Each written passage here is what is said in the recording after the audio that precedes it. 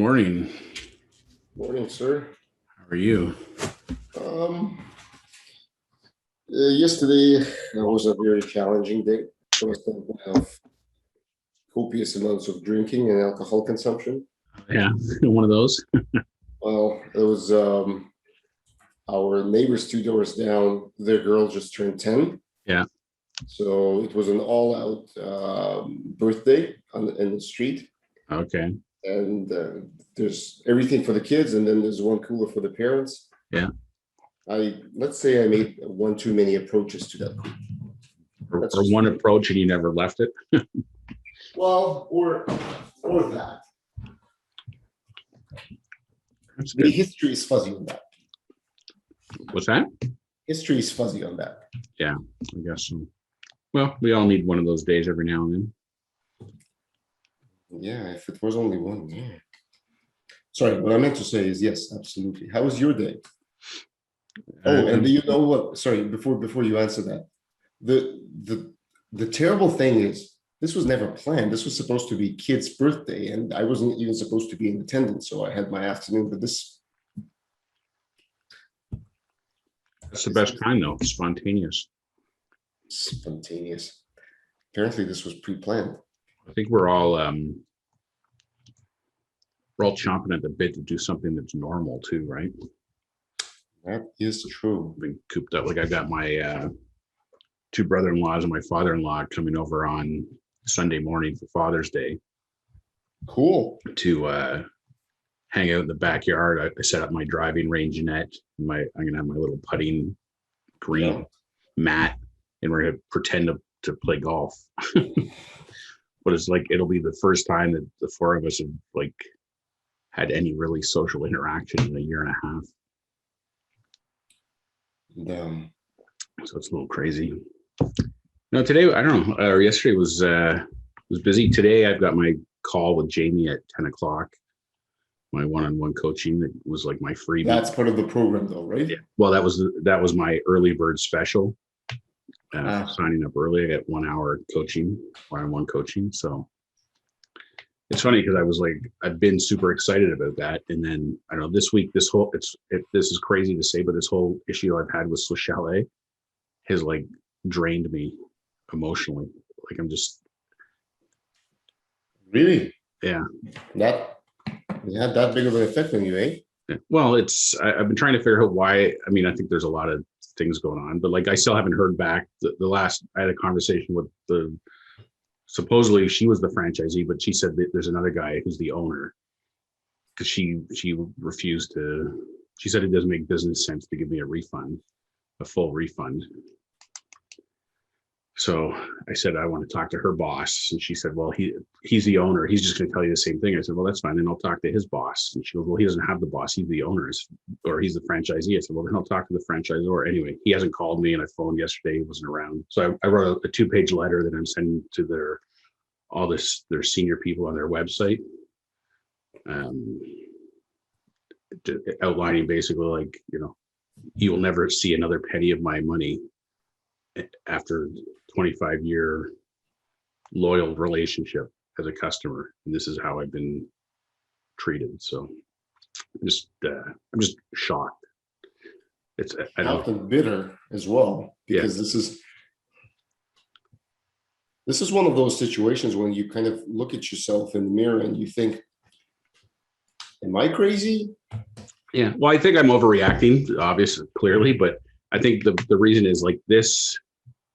Think about it this way: like, think of your absolute favorite brand in your life, and they screw up, and you call them out on it, and they basically tell you, "Well, we don't really care about you anyway." So I don't know. That's kind of the situation. That should have been the essence of your letter. That should have been your paragraph 1. Yeah. So that's actually that you're just summarizing the hypocrisy of some of these companies, because I'm certain that I forget who owns Swiss Chalet. Cara Foods or Cara Food, yeah. They renamed themselves into Recipe or something. Recipe, yeah, Recipe Unlimited. Yeah. So I'm sure in the corporate head office, there's a lot of talk, and there's courses and seminars about loyalty, and there's the marketing team that talks about, let's find out what our customers want. And you can like, really? Yeah. Are you, have you ever been in a store?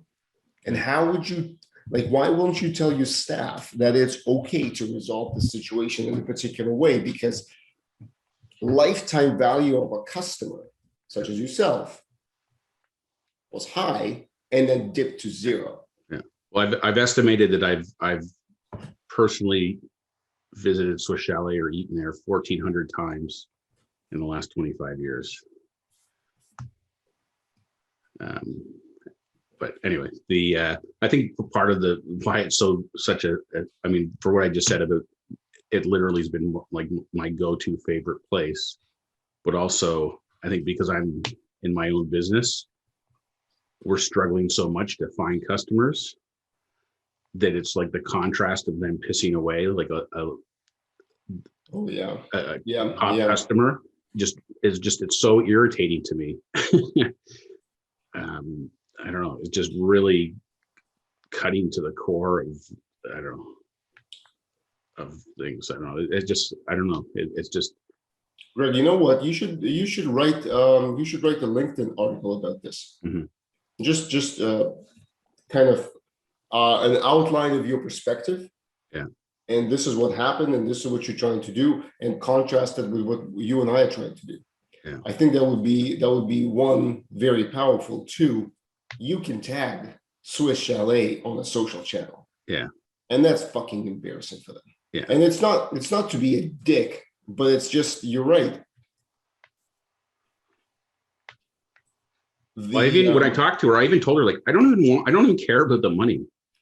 Like, I just want to be treated like I'm important to you. And like, I can't even be bothered to come in to get the money. Like, I said to her, I go, like, just say, yes, we'll refund you the full amount, and then turn around and then give the next person that comes through your restaurant a free meal with that money. Like, I don't even care about getting the money. Anyway, it's just crazy to me. I would do that if I were you. Yeah. So anyway, those letters are going in the mail this morning, and then I'm gonna kind of try to distance myself from it. I might circle back later once I've I don't know, gotten over it and can be rational. I think too, I was thinking too, because I finished building my customer service module a few weeks ago for the Leadership for Retail Managers course. Mm-hmm. So it's like defining what is good customer service and what is the value of a customer and all those things. It was like really fresh in my mind too from building that. So I think that makes me hypersensitive as well.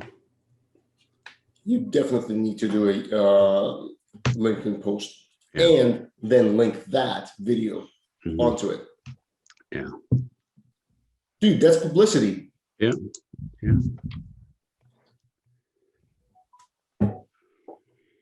And I'm not saying that because it's not taking advantage of the situation, but at least it gives you a constructive out for the burden, the emotional burden that this has caused you. Yeah.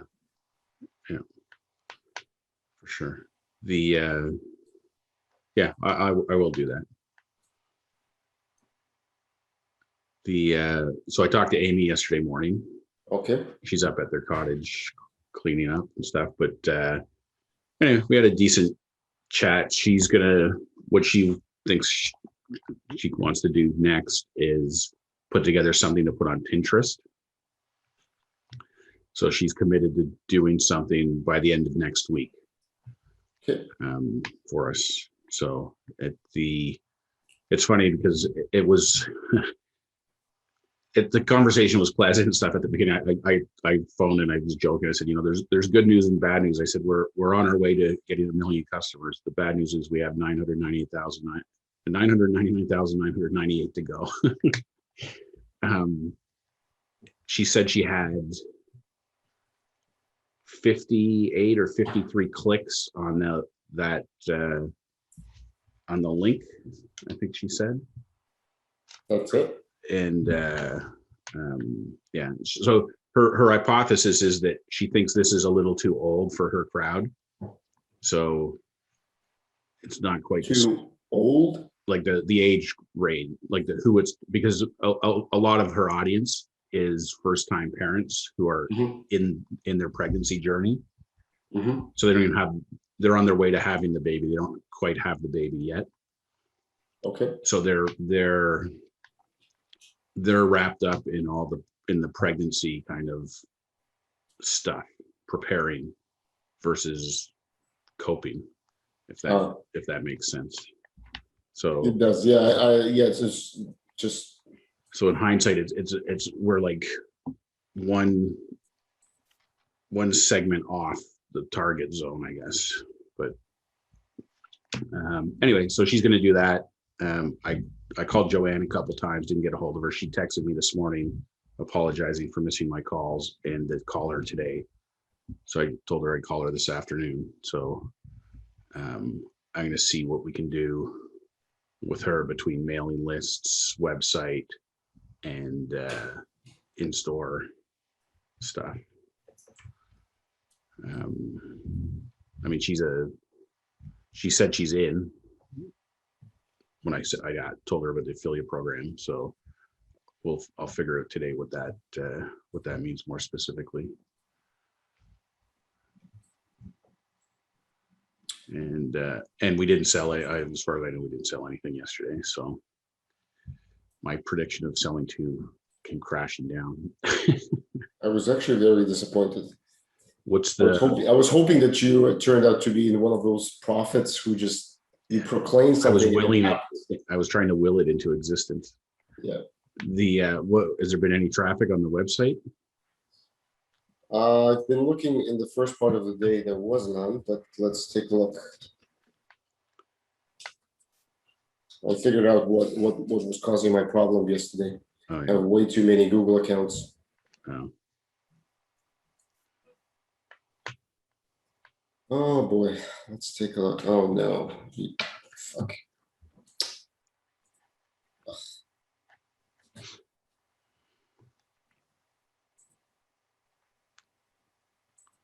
So even from this chart, we can see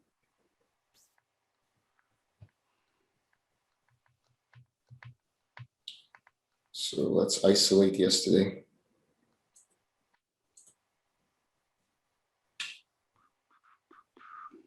Seven unique page views. And one person clicked on to checkout, but bounced. Okay. So bounce means they opened it and closed it right away. They didn't do correct. They didn't scroll. They didn't do anything. Okay. So the average time on page is surprisingly high. Yeah. This is 48 seconds is a long time. Like in internet terms, this is an eternity. Yeah. And this is not a blog. Yeah. So that's one good sign, I suppose. I suppose, yes. Gotta look for the silver lining.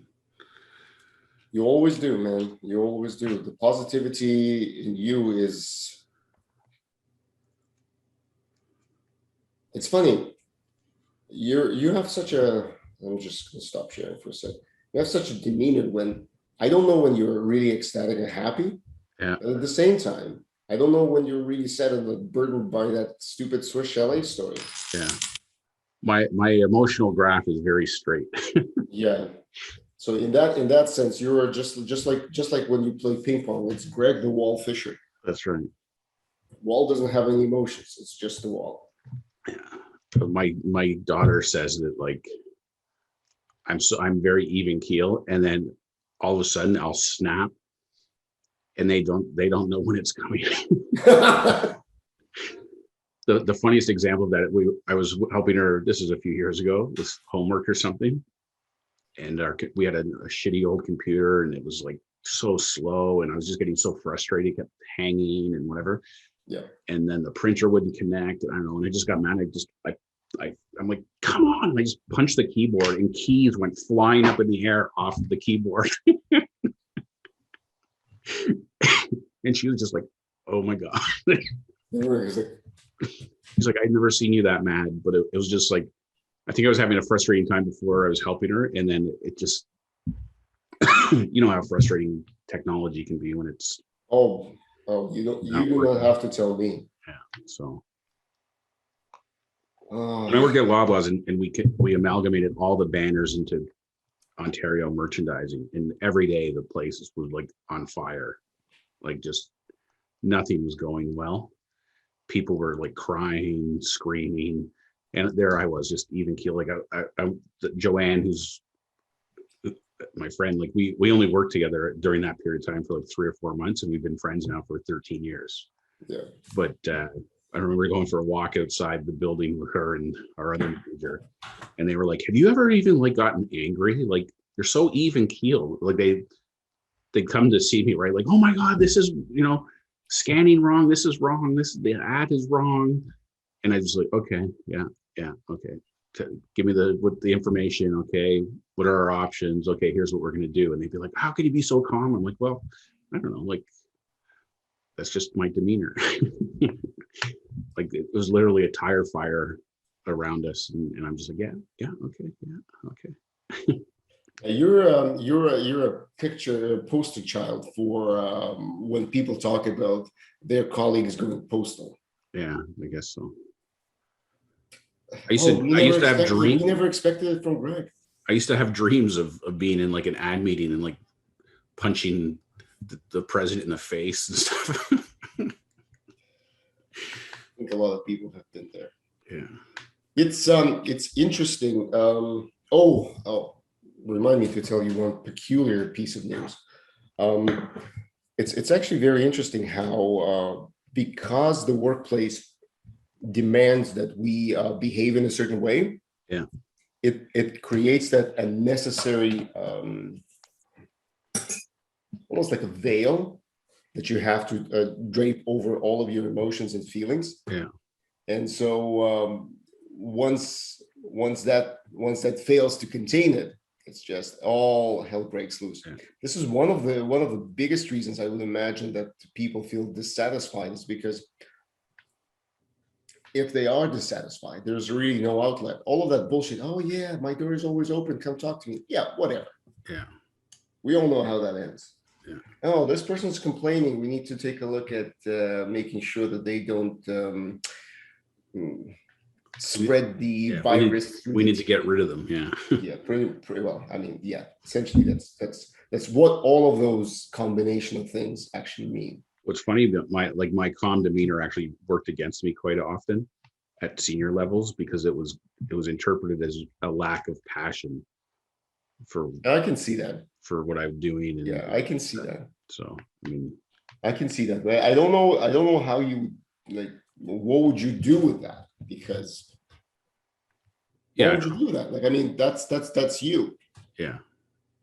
Unless I was always much better at managing down than I was managing up, but I used to deliberately attempt to put myself in situations with more senior people so that they could kind of, I don't know, understand who I was and what I was all about. That like, just because I'm calm on the outside doesn't mean I'm like not killing myself for the company and so on. But no, I know, and it's interesting. It's interesting how that's a good lesson for me just to keep in mind, because had we not been paired up in table tennis when you first started, I would have never wanted to hang out with you. Yeah, you're freaking like, oh yeah, mm-hmm. Yeah. Greg, I'm going to tell you a joke. This is a funny joke. That was a really funny joke. Fuck you, Greg. It's funny how that was the starting point of something there. Yeah. The funniest part, I think it was like one of the first matches, and I smashed it on Linda or something. Yeah. And she's like, "Oh my God, what are you doing?" I'm like, "Well, let's play." Yeah, we're playing table tennis or what? I was never able to even the score before I left. No. You can get a rematch sometime. Hopefully. It'll be like, did you ever watch The Cosby Show? So there was like this. This is before Bill Cosby was in jail for his indiscretions. It was like the #1 sitcom. I guess it was in the 80s or whatever, but it was like a rematch from his high school track days.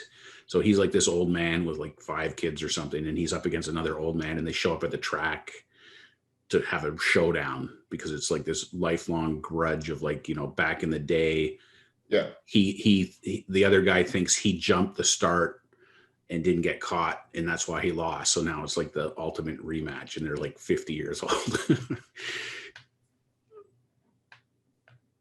It's fine. So yeah, so the surprising piece of news. I wake up, I check my emails, and I get an email asking me for times to talk. Remember, I bombed that interview? Yeah. Like the one that I bombed badly. She wants to talk to me again. Yeah. It's probably like, it's one of those things where like, for some reason, when you really don't give a shit, it's like, see, I know what you're talking about, especially like when you don't want the job, it seems like it always goes well. Yeah. But it's not that I didn't want the job.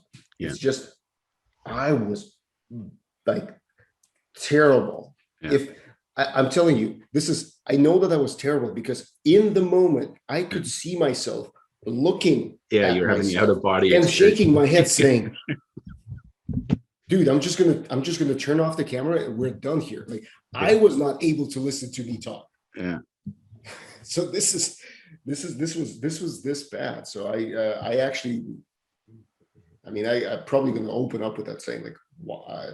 Yeah. Anyway.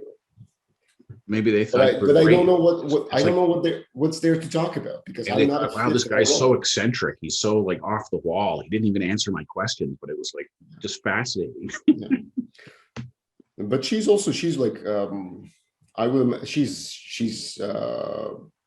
was one of the like the top 40 under 40. Yeah. So she's not even 40 years old. Yeah. She already went. She's a co-founder of this company. Something doesn't make sense. I mean, my wife said like, oh yeah, she's probably going to invite somebody else. This is going to be like, and now we're going to take a look at the circus show, which is on the other side of the kid. Do you know Adam Hollick? Adam Hollick. He's like running Hollick. He runs Walgreens, or he's some senior guy. Okay. At Walgreens now, I think president or something. I don't know, but he worked at Loblaws at Surveyors Road when I worked there, which was like on top of the meat warehouse, which was like it looked like they had like every night they let dogs in the office that chew the arms of the chairs. Like that's the state the office was in. It was a disgrace. I got hired to go work there in the meat department, and they didn't have any room for me. So they put a little table on wheels in my boss's office in the corner. And I sat in his office and worked all day, and he was a speakerphone guy. He'd be on speakerphone all day while I was trying to work in the corner of his office. Walgreens? No, this was at Loblaws. But anyway, that's when this guy started. He started as a young kid, and within like I taught him a bunch of stuff on Access, like where all our tables were and stuff. And he built some stuff to help the procurement guys. And then he ended up going over to our IT. But he was like one of these young, like, I've been here for 3 weeks. Why am I not been promoted yet? Kind of attitudes, right? And I remember talking to him going like, buddy, you got to relax and just, this is the corporate world and things move slow and whatever. Anyway, when I started at Pressman, I was in a meeting with Brian Ross and his name came up. And I was like, oh yeah, I used to work with him, whatever. Anyway, it's like, he's like leapfrogged me 10 times over, but it's like, it just was one of those things like I had this whole perception of how the world worked, and that like you just do your job and keep your head down and you'll get promoted. And I mean, that's for the like 10 of the 11 years I was at Loblaws. I did 7 jobs in 11 years. I didn't apply for any of them. It was just like, you did a good job and you would get promoted. Yep. Anyway, and then the wheels fell off that bus and the rest is history. But it's just, he didn't live out of that paradigm. He was like, no, I'm going to go make my own opportunities. And the guy became, super successful. Like he's one of those top, executives under 35, or I don't know, whatever those, like that's what reminded me of it when you said top 40 under 40 people. So yeah, it's always interesting what makes. like I could have been one of those, Yeah, but I wasn't. neither was I. And I had another interview with the cooperators insurance company. Yeah. And so the gentleman I was talking to, I looked up his LinkedIn profile. Essentially, he was getting a new job every year, kind of what you were saying. Yeah. Only at CIBC, and he started as a manager, senior manager, director. So he left CIBC like a VP role at a bank. Yeah. That is a very significant kind of vote of confidence from the senior leadership. Yeah. Like, unlike any other organization I've ever been to, at the bank, it's almost like an army. The title means everything. Yeah. So when I was a senior director at RBC, I did not realize how much that meant. Like, Right. I didn't realize how much weight that title carried. VP is freaking God. Yeah. EVP, now you walking on water. And if you're a general executive, that's like there's a solemn prayers. President, it's essentially the Yeah. Don't make eye contact. No, you do want to make eye contact when you're in the presence of divinity. Yeah, I guess. But that's essentially the culture. And then in the conversation, somehow he basically opened up saying this. It's like, oh, I asked him why he left CIBC because his career was going upwards. Yeah. And his explanation was the fact that where he was seeing funding being drying up, and the projects are getting kind of staler and staler. And so he's like, I just turned 40. I was like, okay, keep calm, continue the conversation. So it's amazing how remember you were doing your series of interviews about the industry. So it would be amazing to find out from people like that, what if they reflect back, what was it that aided their ascent? Yeah. Because when you talk to management consultants, in their particular case, it's those criteria for advancement are actually well defined. First, you have to be like, you have to give all of yourself to the job, and you have to grind through everything, and you have to be always almost picture perfect. Yeah. So that's just the technical aptitude, and the technical aptitude gets you promoted. And then you need to be able to communicate, you need to be articulate, you need to be able to frame concepts and bring them together into a solution. Great, you can do this in front of a client. Then you have to be politically savvy to network across the company and outside of it to build the practice. And that gets you to partner. Yeah. So in that world, it's very straightforward. I mean, if you have those skills, but it's straightforward what you need to succeed. But like you were saying, in the world of retail, or just the example with the bank, it's not so clear cut, because there's gotta be something. Well, I was a director at Loblaws 2 weeks before my 30th birthday. And I thought, for sure, I'll be a VP by the time I'm 35. And now I'm 48. I'll be, am I 48? Yeah, I'll be 49 this year.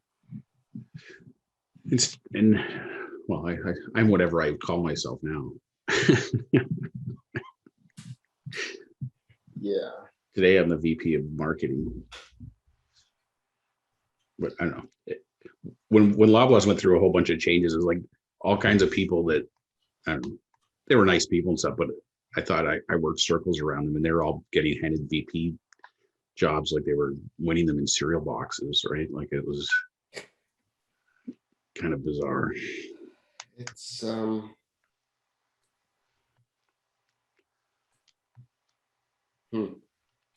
So when's your next call with them? With him? No, with your with the lady from Cement. I need to hold on, where is the email? Did they dream it? Hold on, maybe it was all a dream.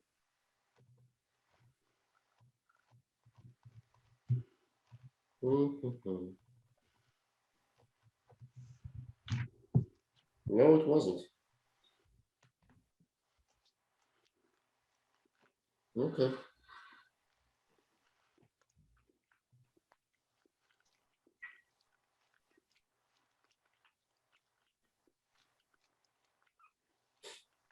June 18th, 21st, 22nd, sometime in that ballpark. Oh, hold on. June 18th is today. June 18th is today. But that email came out yesterday. That's odd. Okay, probably Monday or Tuesday. You been watching any of this Euro soccer? No. No. And have you? Yeah, off and on. It's on during the day. There's been like 3 matches per day. So at lunchtime, like my daughter will come down to get lunch. She loves soccer, so we'll sit and watch, 15 or 20 minutes of the game and reminisce about all her soccer matches and stuff. She's been quite upset last summer. They played like a pseudo 5-on-5 stupid waste of time thing, and this summer it hasn't even started yet. It's scheduled to start near the end of July for like 5 weeks. But it's going to be the same kind of thing, not a full pitch and not a full team. But she was good. She never played rep, but she would score she'd score every game, and many games, multiple goals. But she'd be like, "Oh, they want me to go play rep." I'm like, "You just enjoy being a big fish in a small pond here. You don't need to go be so competitive and not enjoy it." So,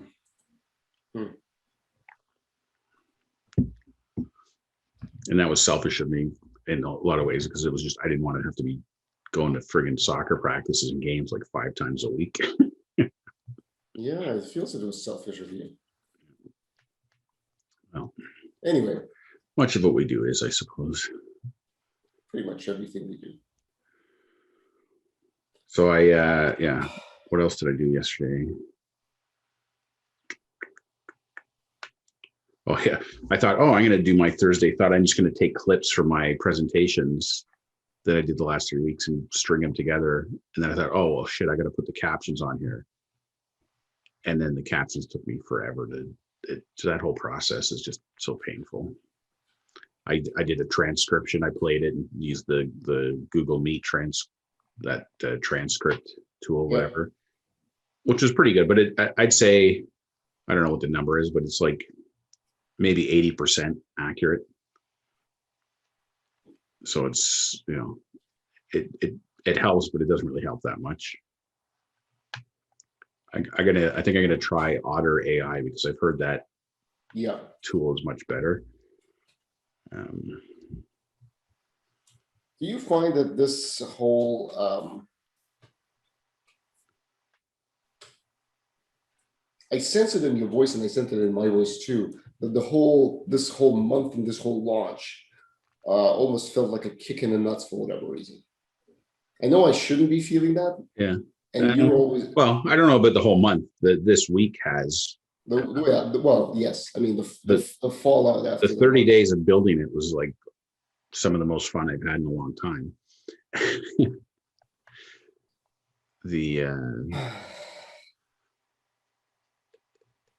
But it's kind of similar to what you were saying the other day about like, and this is with all the stuff that I've launched and relaunched and reincarnated and rejigged and stuff. Like nothing's really taken off like I had hoped, even when I've thrown like Google ad money at it or Facebook ad money or whatever.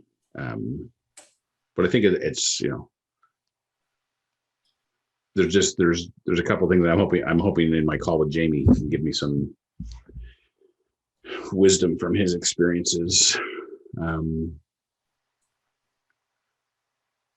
But there's something we're missing for sure. There is, and I thought about that too. It's like it's almost like one of the circuits is not complete. Yeah. like we're very close. I think it's just like something is not connecting for some reason somewhere. Yeah, I have the same feeling as well. But it's good. Do you ever watch the show Oak Island, The Curse of Oak Island on the History Channel? You ever heard of it? No. So there's a small island off the coast of Nova Scotia where people have been treasure hunting for like 200 years. There's supposedly a bunch of buried treasure.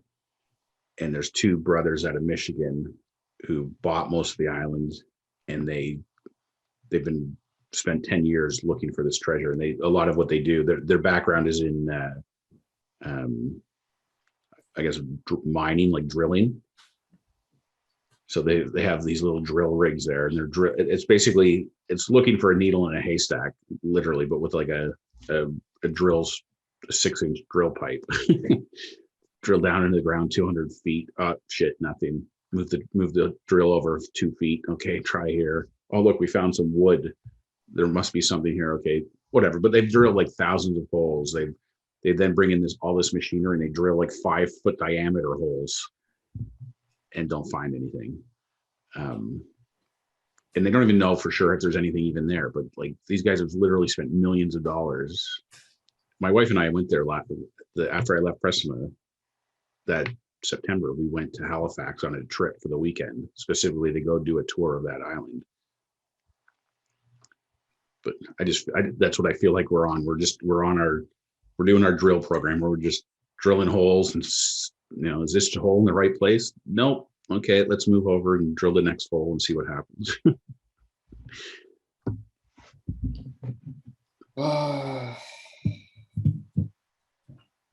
Drill the next hole and see what happens. Indeed. I know.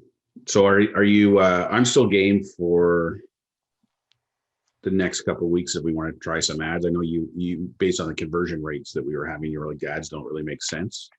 Financially, they do not. But from a standpoint of ads, what I was thinking is we can do. So if I put some of the terms for Google and Bing ads, yeah.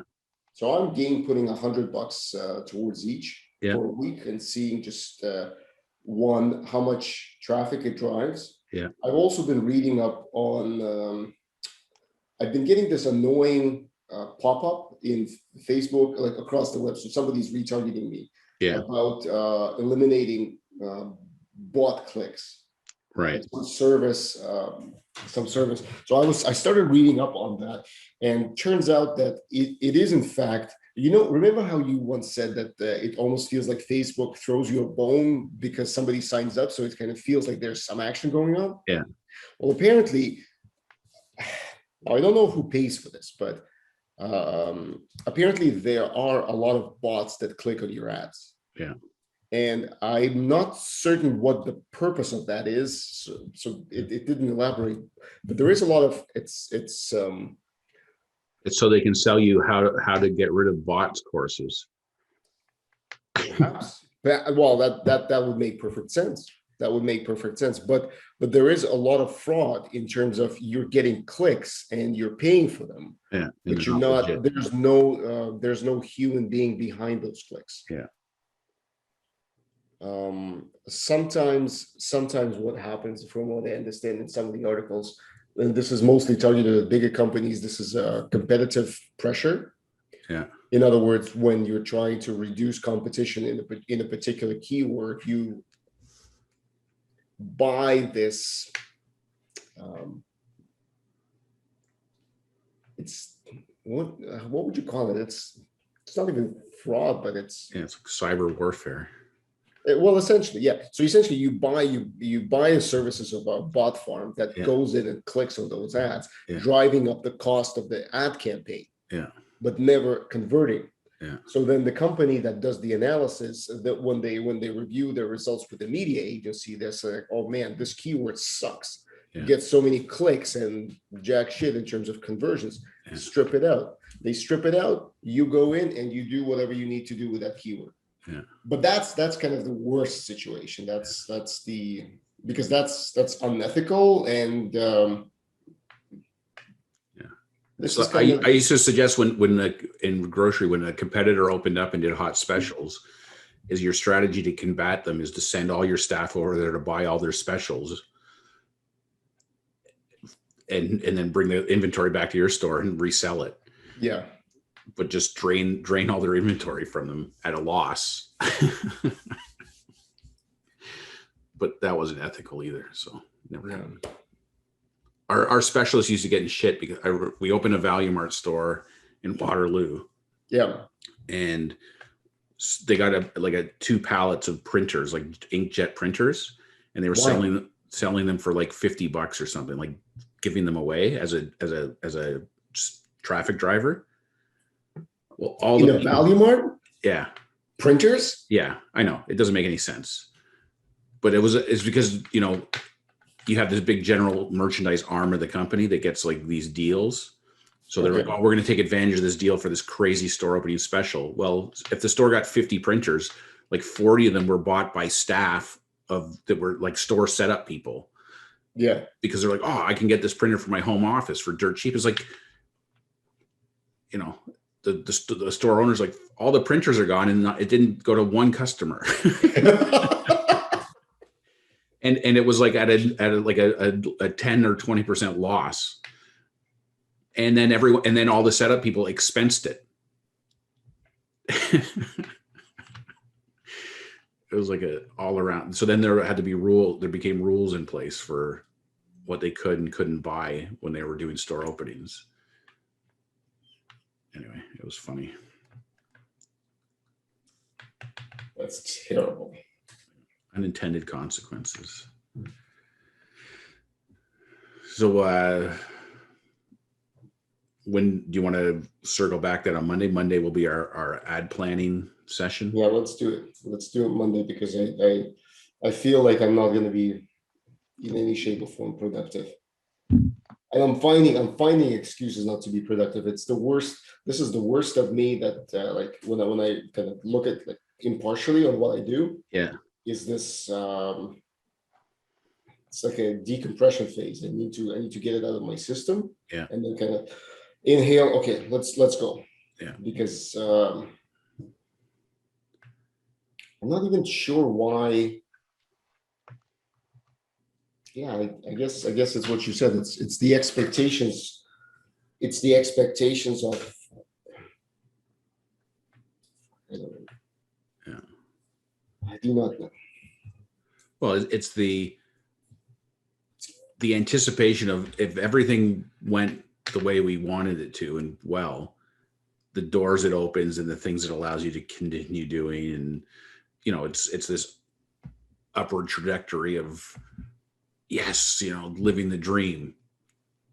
And then when it doesn't transpire, it's like, yep, the inevitability of the reality of that starts creeping back in, going like, okay, maybe the dream is over.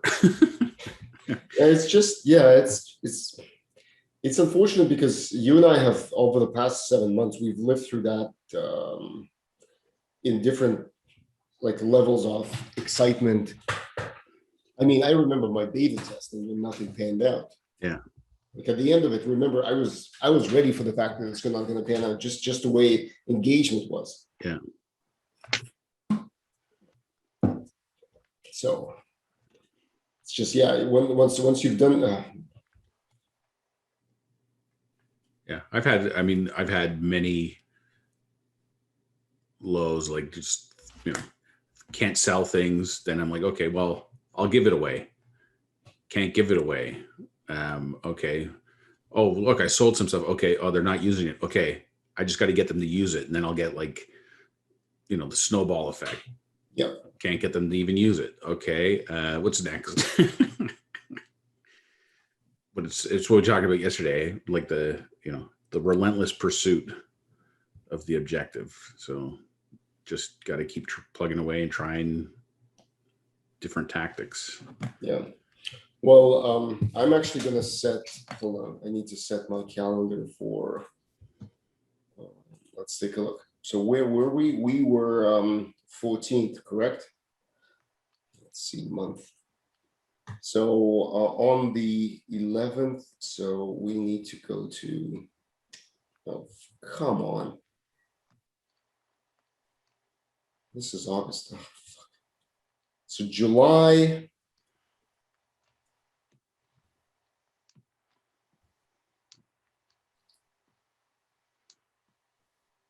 July 7th is when we need to revisit and either cancel or extend Zapier Okay.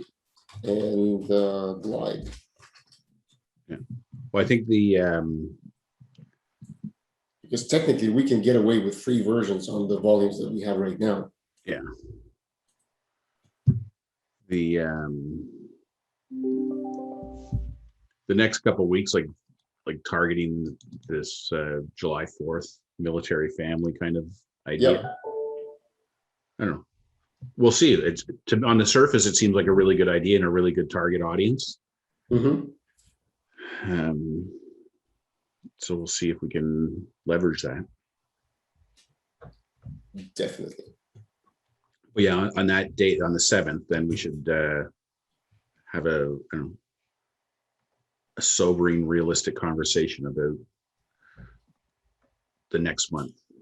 Exactly. I mean,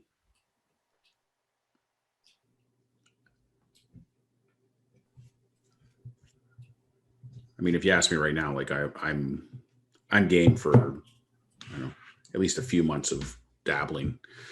So. Oh yeah, no. What I'm saying is, it's the canceling the subscription doesn't mean that we're turning it off. Yeah. It's just you can get away. We were expecting thousands of volumes. Yeah. So the number of lines that we have in the database more than allows us to accommodate. Yeah. Yeah.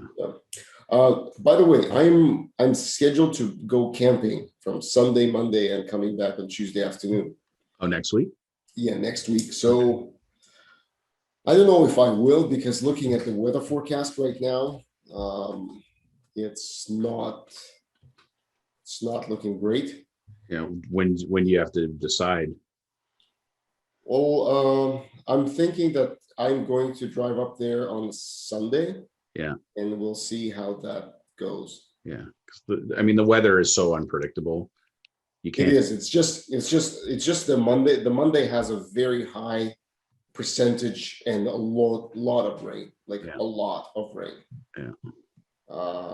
So the closer you get them, yeah. All right. So you're back Wednesday? No, I'm back Tuesday afternoon, but our next chat is going to be Wednesday. Yeah. Okay. So Wednesday then is we'll pick up the. And if not, if not, I'm just going to ping you saying like, look, I didn't go and I'm back. Yeah. Okay. So what's that? I'm just looking calendar wise. Yeah, that's fine. That still gives us 10 days leading up to July 4th. Yeah.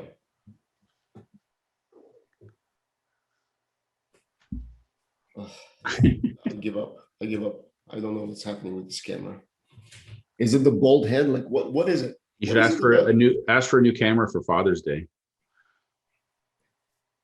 I've actually been thinking about all of the equipment that I have, the microphone, the lights, the teleprompter, the lapel mics. Yeah.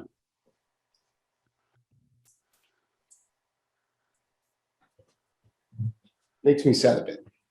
Makes me sad just a little bit. Oh well. Put it to use, my friend. Put it all to good use. Yeah. Indeed. All right, man. We'll talk to you. We'll use all your equipment for our 100th episode spectacular. Where we certainly should. We pull out all the stops. What would those stops be? I don't know. Yeah, neither do I. Dancing girls, juggling bears, monkeys riding scooters. I don't know. The usual 100th episode kind of things. Yeah. I'll talk to you Wednesday, and if everything cancels, then probably even Monday maybe. Okay. Okay. Well, I'll plan on Wednesday, and it's your Zoom next week, so It is, yes. we'll see you Wednesday. I'll keep my fingers crossed for you for good weather. The other problem is if it's wet before you go, and then even if it's nice, then the bugs are like brutal. Yes, they are. So that is true. Okay, right, man. Have a good Bye-bye. weekend. You too. See ya.